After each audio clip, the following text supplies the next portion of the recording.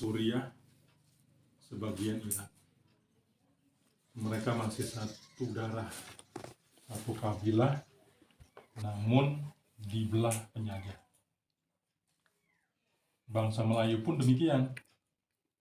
Melayu terpecah ke Indonesia, Malaysia, Brunei, Patani, Singapura.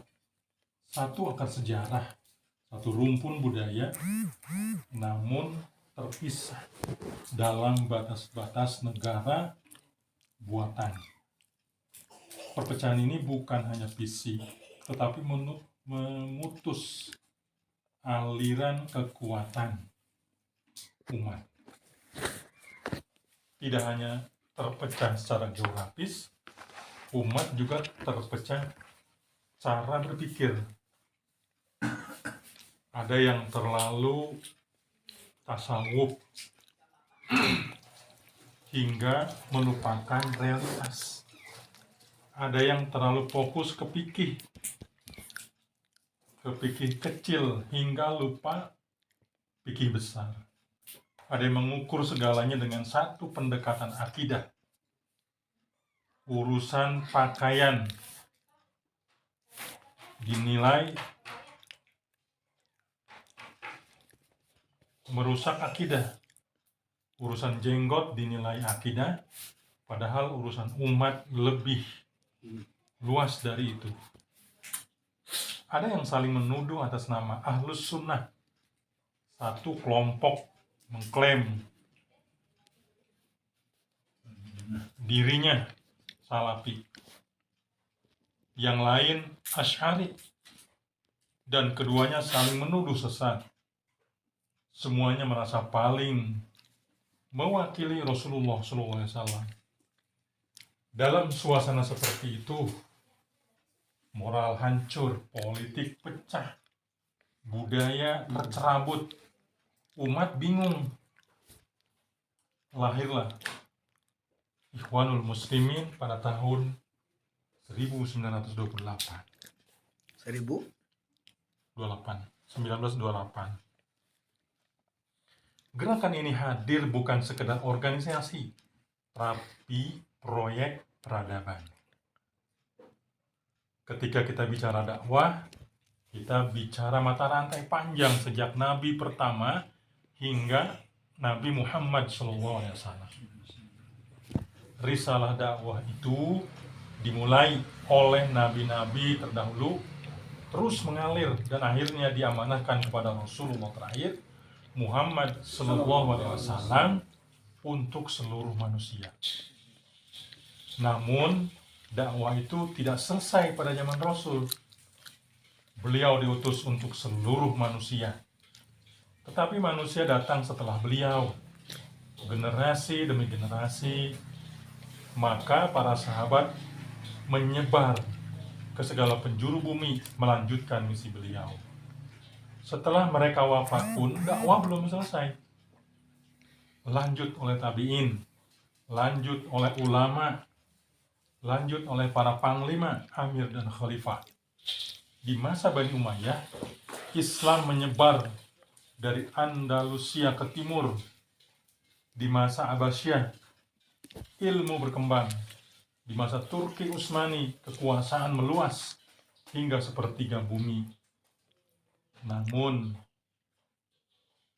setelah runtuhnya Khalifah Utsmani pada 1924, dunia Islam kembali terpecah.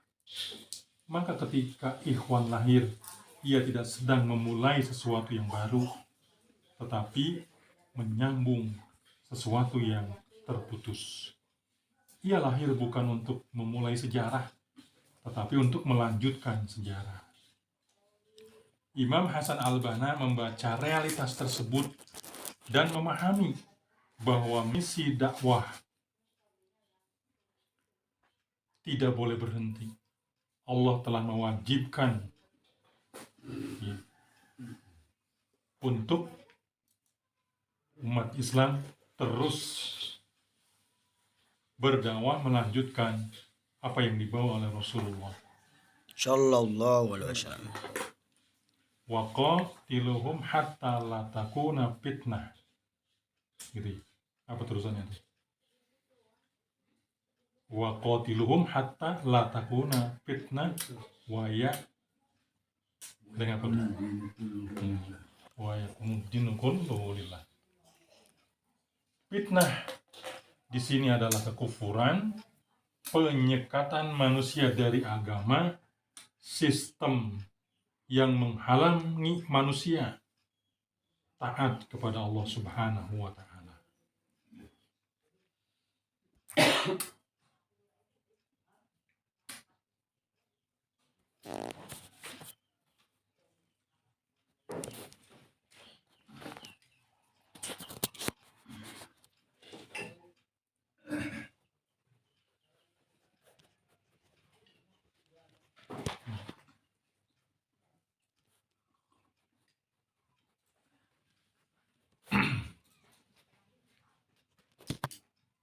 Setelah mereka wafat pun dakwah belum selesai.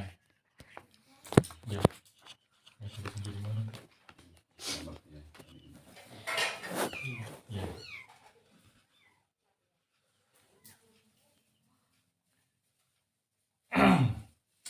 Ayat ini tidak berbicara tentang fitnah gosip. Banyak orang salah paham. Mereka mengutip ayat al-fitnatu asyaddu minal qatl untuk melarang orang memfitnah. Padahal fitnah dalam ayat ini adalah kekufuran yang menghalangi manusia beribadah. Untuk menghilangkan fitnah itu perlu kekuatan. Dakwah tidak cukup hanya dengan ceramah. Ia butuh struktur, butuh kekuasaan, dan butuh peradaban. Sejak Rasulullah hingga Turki Utsmani kekuasaan itu ada. Tetapi setelah kekuasaan itu runtuh, umat kehilangan alat untuk menegakkan perintah Allah Subhanahu wa Ta'ala. Maka ikhwan rahimakumullah menghidupkan kembali misi besar itu. Visinya adalah meneruskan para nabi. Imam Hasan al-Banna membagi perjalanan dakwah menjadi beberapa tahapan. Yang pertama, pembinaan individu, islahun nafs, membangun manusia yang kokoh ruhiyahnya, lurus akidahnya, kuat fisiknya, luas wawasannya, bersih akhlaknya. Luar biasa. Kalau ini ada pada sosok seseorang pribadi ya, ruhnya kokoh, akidahnya lurus, kuat fisiknya, luas wawasannya, akhlaknya bersih. Yang kedua, pembinaan keluarga. Dari individu terbentuk keluarga-keluarga yang islami. Ya kenapa? Ya kita menikah harus dulu dengan yang sepupu dan sebagainya, agar proses pembentukan ini tidak memenuhi kendala. Yang ketiga, pembinaan masyarakat, irsyadul mujtama, memberi kontribusi bagi lingkungan tanpa harus memakai label Islam, cukup membawa nilai Islam. Nilainya cukup ya.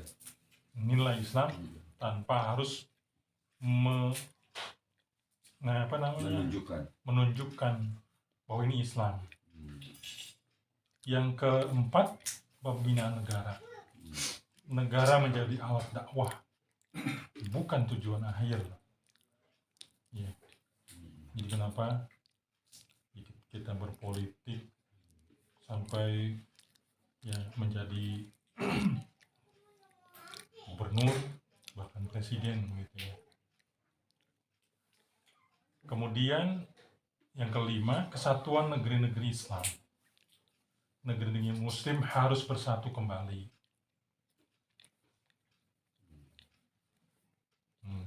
Memang luar biasa ya. Kemarin disampaikan ketika membuat kurikulum saja itu kurikulumnya Asia Pasifik. Itu kumpul se-Asia Pasifik itu para, dan merinding kalau dengerin kisah membuat kurikulum itu, dari Muhib sampai Amilin. Jadi orang-orang yang sudah karena waktunya itu tuh, artinya kalau balik ke diri kita gitu ya, kita perlu apa-apa.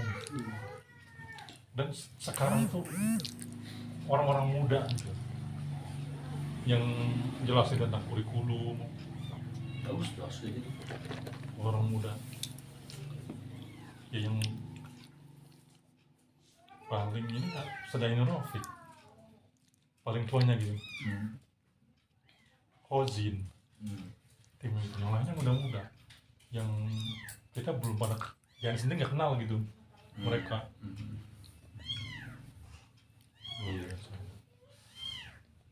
Kemudian yang keenam, Ustaziatul Alam, kepemimpinan peradaban dunia berdasarkan nilai Islam. Tahapan ini tidak sederhana. Ia memerlukan kesabaran generasi demi generasi. Ya, ini juga kadang kalau kita ngeliat begini ya,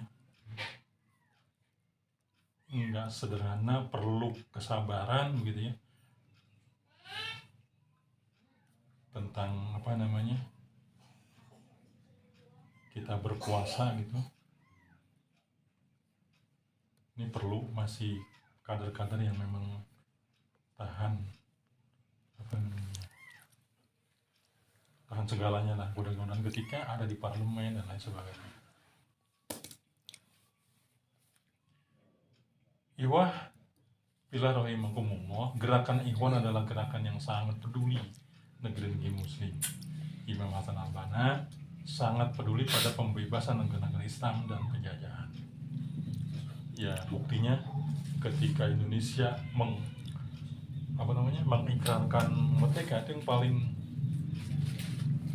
peduli itu ya Ikhwanul Muslimin. Mendapat dari sejarah.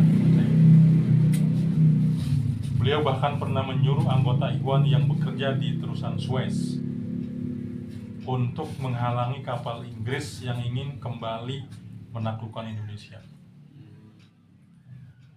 Itu Imam Syahid. Pada saat Inggris ingin kembali menjajah Indonesia, beliau memahami selama negeri-negeri Muslim dijajah, selama mereka tidak berdaulat, selama sumber daya mereka dikuasai, maka visi dakwah tidak akan berjalan.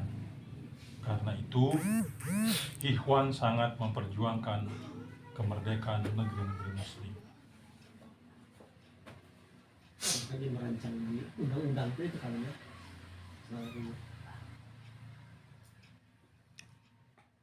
Subhanallah. Prabowo udah gitu ya.